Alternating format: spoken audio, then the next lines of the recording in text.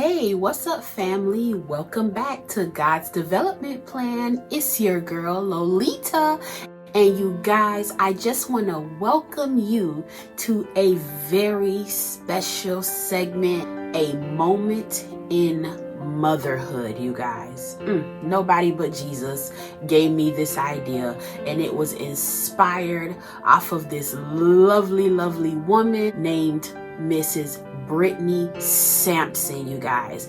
She is going to be sharing a moment in motherhood along her journey with us on today as the Lord has led her, and I know that it's going to bless you. Amen. So I am very grateful to her that she was willing to come and collaborate here with us over at God's Development Plan here on YouTube to share her testimony and her moment in motherhood with us today, you guys. Make sure you show Mrs. Sampson, honey, some love in the comments. Don't forget to hit like, that's the thumbs up, and subscribe. It makes a difference. But that's enough of me talking. Let's go ahead and listen in to Britney's moment in motherhood. My name is Brittany, and I have come together with Lolita over at God's Development Plan on YouTube to share my testimony regarding my journey toward motherhood. I recently did a quick story or testimony or journey, would you say, dealing with my breastfeeding, also with God's Development Plan. And after a little more discussion with Lolita, we decided to pull back a few more layers and go a little deeper. And I agreed and was willing to share my story and my testimony, shall I say, regarding my journey to becoming a mother. So we'll go back a little bit and then I'll catch you up to where we are right now. I am 36 years old. I'll be 37 this year. And I'm married and a mother of one. I have one daughter who is 19 months old. I was always that girl since I can remember, since I was younger, that had her life planned out. I always had to have things organized, laid out, planned. I knew how it was going to go from once I got out of school, then I would go to college and I have fun, and then I'll get married, then I have a baby, and then everything would be fine, right? I always had things planned out and wanted it perfect, right? So in the words of my grandma, you want to make God laugh, tell him your plans. She used to always tell us that. So life definitely taught me that in more ways than one, and humbled me in different areas, specifically regarding me having my plans and thinking that things would go a certain way, only to find out that they don't. So after, in 2018, I got married. And what we discussed and what I always wanted was to wait maybe like a year and then start trying to have kids. Anyhow, I was like, okay, I got a little time. We'll wait a little bit, enjoy a little bit of newlywed time, and then have a baby. So in my mind, okay, when I'm ready, then we'll just do what we do. I'll get pregnant, have a baby, and then that'll be that. And then, a year after I have that baby, we'll try again, and then I have two. Good at two. I don't want any more than that, right? Got married in 2018, and 2019 started actively starting trying to have a baby.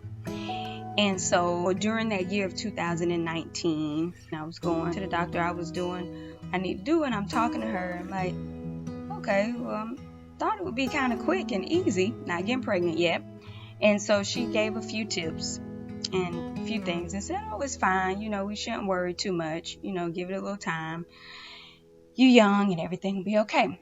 So then a year and a half went by, I would say. I'm kind of fast forwarding, and it was time for my annual checkup. And so went, actually on Valentine's Day of 2020, it was time for my annual. So went, and when she walked in the room, she was like, Brittany, what is going on? Like, you're still not pregnant. And I said, I know. I want to ask you that too. Like, what's going on? No, I just don't understand. So she was like, okay, well, let's kind of look, because now it's been over a year and a half at this point that we have been trying consistently. So she checked me and everything. And then we discussed the fact that menopause runs early in my family. So I didn't think of that until kind of after the fact, after a while of trying. And then so when I told her, she said, oh, okay, well, we might have to look at that. Like, my grandma went through menopause in her late 30s. My mom went through early. Like, it's just on both sides. Like, they went through menopause early. So at this point, I'm like 30-something years old. So she said, okay, well, then now we need to consider that too. So at that point, on Valentine's Day, during that visit, she said that we're going to need to run some tests. We're going to look at some things, because I'm thinking now we kind of riding the fence where you may be looking at infertility. So I'm like, what? So then we started discussing in those next few visits what my options would be if that were the case. So, she just kind of skimmed through them real fast, said what they were, and she said, but we'll just take it step by step. Don't want to scare you. We don't want to put the carriage in front of the horse, right? So the next plan was to get some testing, check my hormone levels and everything, get some ultrasounds, and go from there. So needless to say, I left that visit pretty sad. I was pretty heartbroken. I did walk out. I got in the car and I cried a bit, and it was Valentine's Day at that, and my husband's birthday is on Valentine's Day, so it was just a weird day.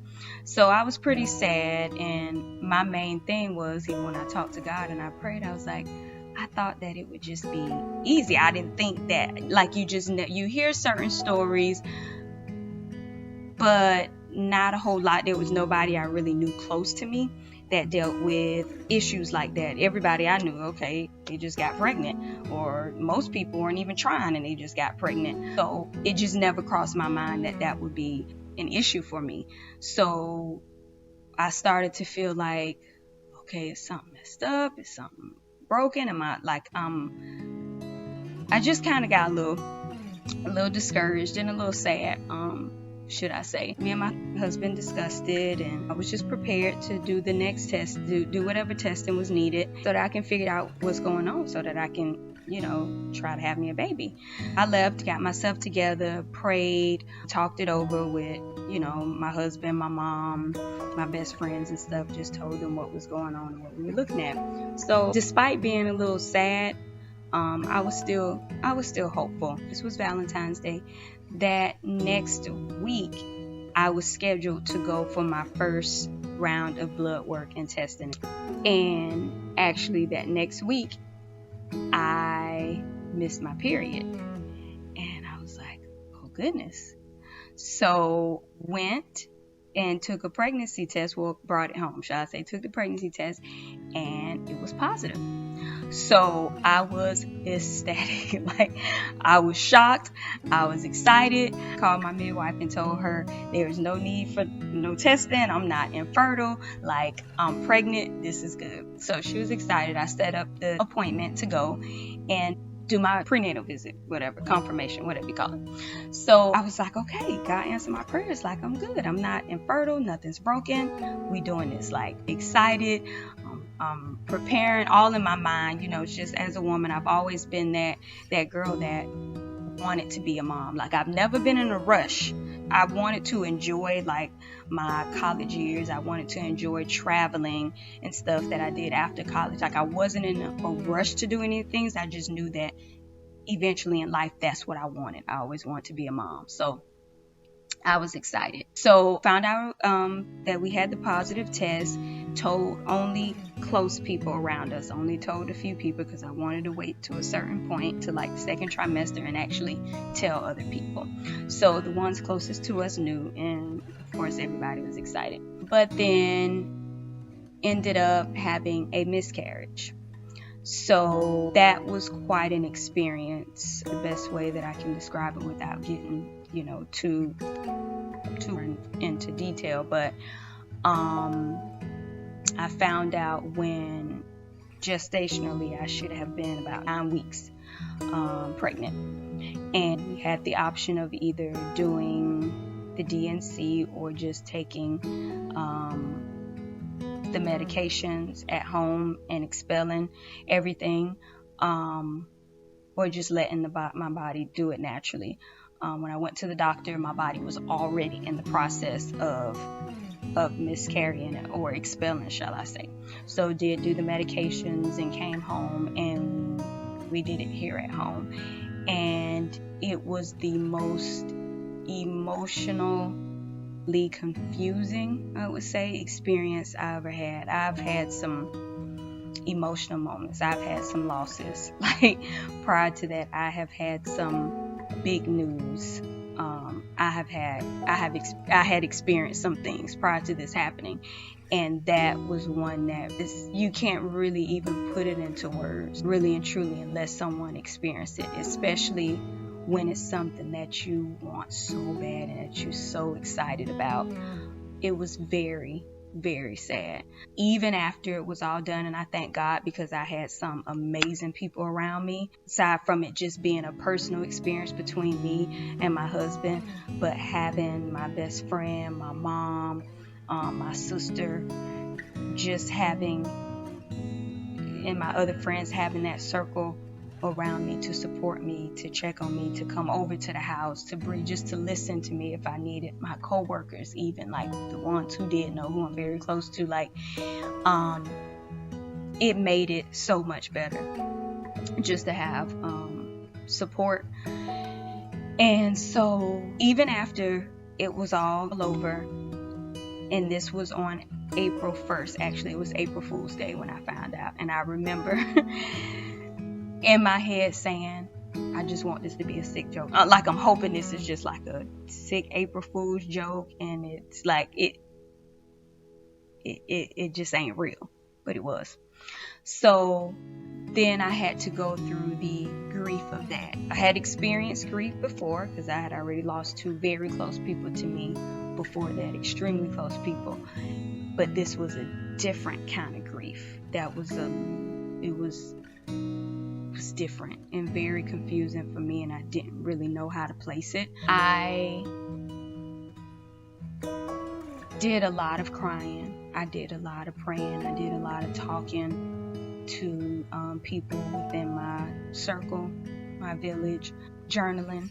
I did a whole lot of journaling, read lots of books, read lots of like blogs, and watched a lot of material from people who had also experienced it, because I did not really have anyone close to me that had experienced it that I could lean on or have or get some kind of advice from. So I was very proactive about going out and finding things, therapy, reading certain things that can help me journey through this experience, right? So it helped a lot, and my faith helped a lot.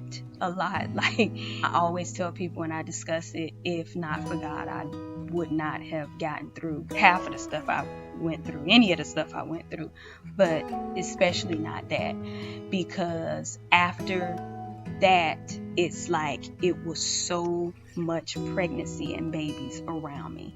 It's like at one point it was like torturous. Whether I went to work, co-workers were getting pregnant. People in the hospital that I worked at, I'm a nurse, so people in the hospital with me were getting pregnant. I watch TV and see babies on commercials. Social media, which I have a love-hate relationship with, but social media and pregnancy announcements here and gender reveals here, like pregnant bellies, like it was a lot. And then people who did not know that would see you and be like, girl, when y'all gonna have a baby? Y'all not gonna have a baby? Word to the wise, let me tell everybody, do not do that to people. Don't do it to people. It's the worst thing that you can do. If you see a couple, if you see a woman, I don't care if they are, do not assume that people can get pregnant, want to get pregnant. You just never know what people are going through. And so you kind of got to mind your words or just not really say anything. So during that time, it was a lot of people that knew me, or even those who didn't, I would be like, well, when y'all gonna have a baby? You ain't gonna get that man no baby, like y'all not, and having no idea that either I just suffered a miscarriage, or hey, I've been trying for a year and a half, and these people thinking that I'm probably infertile and nothing's happening. Like, it made it that much worse. It made me feel even worse. So that's just sidebar, but please, y'all, don't do that to people. So I was surrounded by that, whether it felt like whether I went to work, whether I came home, was watching TV, social media, everything was pregnancy everywhere. So after that experience, I had to do what felt right for me and what was best for me. So I had to do a social media fast, which I do every now and then anyway, but I had to do that. I had to remove myself from it, because mentally and emotionally, I couldn't take any pregnancy or baby stuff right then, right? Even on my Explore page, seeing a baby, like, so I had to do that. If there were certain events that went on, if there was a baby shower or something, I just wasn't in the space to go. Right after the miscarriage, my family had like a little gathering, and me and my family are very close, very, very close, and always have events. And it was just something simple, like at my grandma's house, and I just didn't want to go. I couldn't go. I didn't want to be around people. I didn't feel like smiling and pretending. Like, I didn't want to sit and have conversation. I didn't want to do anything. So the biggest thing that I learned in that is just to allow myself that it was okay just to do what was best for me. And some people were going to understand it and some weren't. And quite frankly, I got to where it wasn't my job to make people understand or to explain to them, because I had to focus on my well-being at the time, right?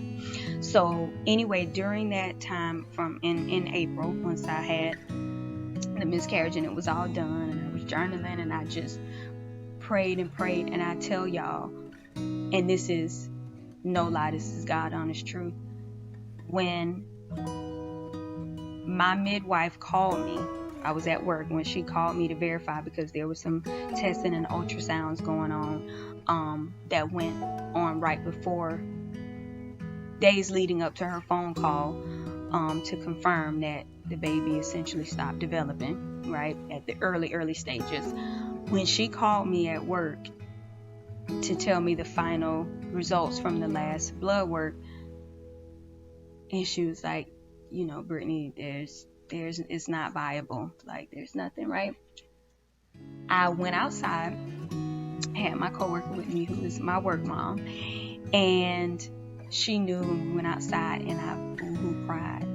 But I'm telling y'all, when she said it to me and I hung up, and while crying, I said out loud, I said, God, I don't know what you're doing.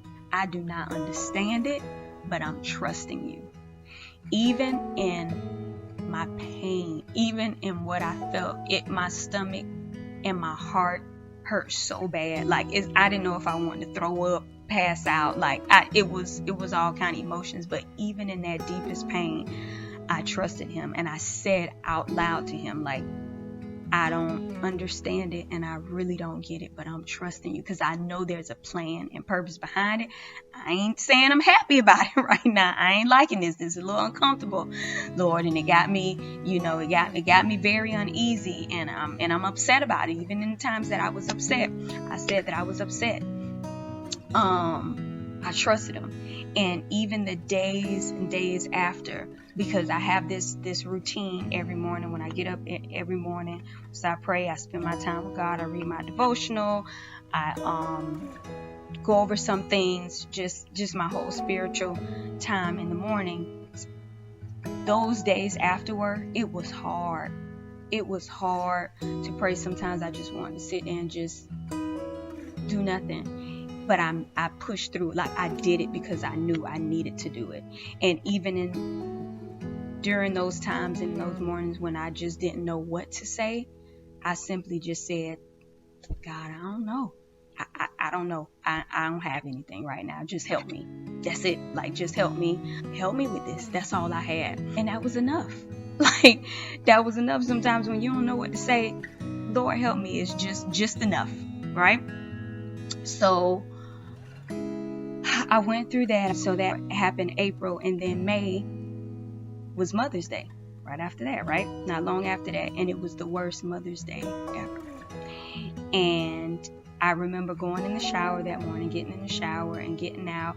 And I sat on the side of the tub. There's a tub in my bathroom. So I sat on the side when I stepped out the shower in my towel, and I just sat there and I boo-hoo cried. I cried and cried and cried, probably for about 10 minutes. I sobbed. And I remember after about 10 minutes of just sobbing like a baby, I just said out loud, I sat up and I said, I'm choosing joy. I'm choosing joy. I'm choosing joy. Like I said it over and over and over until I felt better. And I prayed and I talked and I just said it over and over. It was hard for me to text or call people and say Happy Mother's Day because of how I felt, but I did it. Like I did it because I needed to do it. And nobody else was responsible for what happened to me, right? So in that moment, I said that I'm choosing joy, and I asked God to allow for me to still be joyful and to still be hopeful despite what had happened. And honestly, even in that situation, during that time, from the time that I was told that I was possibly infertile and these may be your options, to me getting positive tests and then having the miscarriage and all of that, I never doubted that I would be a mother. Not once in my mind did I think, I'm not going to be a mom. I knew I would. I didn't know when it was going to happen or how it was going, or what it was, but I was completely confident in whatever plan God had lined up. I knew that, like He always is way ahead of us. That He was way ahead of me, laying out that path and had it all together, right? So I didn't doubt it. I knew in my heart and my soul that I would be a mom, right? I just knew that I had to get through this journey, and whatever it was that He was pruning and strengthening me for, I had to be okay with that, right? And then I slowly but surely got back. I just stayed on top of making sure that I was well mentally and emotionally. And then, COVID happened during that time, 2020 and all of that. It was just a crazy time. So then October 20th, that same year, so we're talking 6 months later, we were planning a graduation party for my sister. And 4 days before the party, I didn't get my cycle, and it's like clockwork. And I woke up and I was like, no, it can't be. And so I just checked, because I always had tests at my beck and call under the sink. So I checked and walked away from it, y'all. I mean, did what I need to do, walked away from it. I think I went and took a shower, whatever, and came back out. Forgot it was sitting there. It wasn't that long, maybe 5 minutes, but I completely forgot. 10 minutes maybe, completely forgot. And I just so happened to look over. I was like, oh, I was getting ready for work. I looked over and I was like, oh, I forgot. As I get closer and closer, is that 2 lines? Got closer, it was 2. I almost fainted. When I saw it, I couldn't scream. I just literally fell to my knees. As soon as I saw it, I fell to my knees and I cried and I just said, thank you, Lord. I knew in that moment that was it. I knew that it was real. And though during the pregnancy and at the very beginning, I was always kind of on edge, okay, all right, I don't want to do this. I don't want to eat the wrong thing. I don't want to, move too quick or do something, crazy in the car. Let me drive careful, drive slow, because I didn't want anything to happen. So even though I felt that, I just knew that this was the time. Some other things in life just lined up during that time that let me know that this was the right time. So that was October 20th. Found out that I was pregnant and had baby Ray at 39 weeks on June 23rd. And y'all, it was an amazing pregnancy. Despite being nauseous and really tired like the first few weeks, it was an awesome pregnancy. I felt good. I felt beautiful. I felt happy. I was excited. I always say, if this is how my pregnancy would be, I would do this over and over. Like, it was a great experience. And my delivery, my birthing experience was just as amazing. And every time I look at her, I'm grateful for the journey that it took to get here. And no, though it wasn't the way I had planned it in my head or the way I thought it would go, and it wasn't on my timing, that's not the way that life works. It's not about my time. It's about God's time, and His is what's best. And so I'm not mad that it didn't go my way. I prefer it go God's way because I know His is the best way. The entire experience, the entire journey, starting from when we first started trying to get pregnant up until June 23rd, and up until now, like, just looking at her and thinking back, like, it's a reminder of God's faithfulness, God's greatness, and His promises. I had to be reminded, Brittany, He's the same last year, 2 years ago. He'll be the same next week. So what's any different than right now? Nothing. What's any different? So it's a reminder that God is bigger than science. He's bigger than what any textbook would say. He's bigger than your genes and the age that menopause starts and stops. Like, He's greater than your fears, greater than what's going on around you, just greater than all of it. As long as you remain faithful, as long as you trust in Him and what His plans are, and know that there was best, then you're good. Like, I look back now and I know that it was all for a purpose. It was all done and orchestrated just the way that it needed to be. I'm grateful for it, and honestly and truly, I'm okay with it. And I am so thankful that I was able to get through those times and through this journey and where I am right now, because it made my faith even stronger than what it was before. And really, it reminded me that I can persevere, that I do persevere. Like, I've done it before, like, and I'm continuing to do it, and that I beat the odds yet again. I just hope that this can be a source of encouragement for anyone out there having some doubts or fears about motherhood and wondering when their time is going to come, or if they've suffered, loss or going through infertility. Just trust.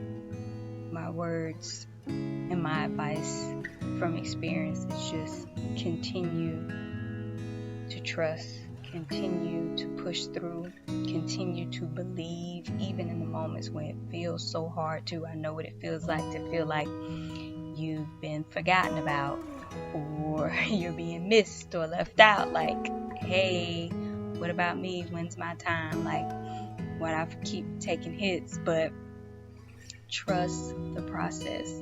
Trust Him, and really and truly trade in your plans for His. Trade in your will for His, and I promise you, at the end of the day, when it's all said and done, you will be thoroughly satisfied, and you'll be able to look back and say, now I see why I played out the way that it did. I just want to thank everyone for watching. I hope this all made sense and can be some help and a source of encouragement, my testimony for others. And I want to personally thank Lolita over at God's Development Plan for getting together with me and allowing for me to share this, and actually suggesting it and bringing me out of my comfort zone to speak and share about my experience, because I kind of rather be a little low key, but she's helping me to to come out of this and share. And I know that God would want me to share this because it may be of help to some other people. So you guys, thank you for taking the time and watching. Go over to God's Development Plan. Check out Lolita. Thank you all for watching. Take care. God has a plan for both you and me, but there are levels to reach before eternity. We must prepare as we share our testimony. Our lives are God's development plan, yeah. Our lives are God's development plan.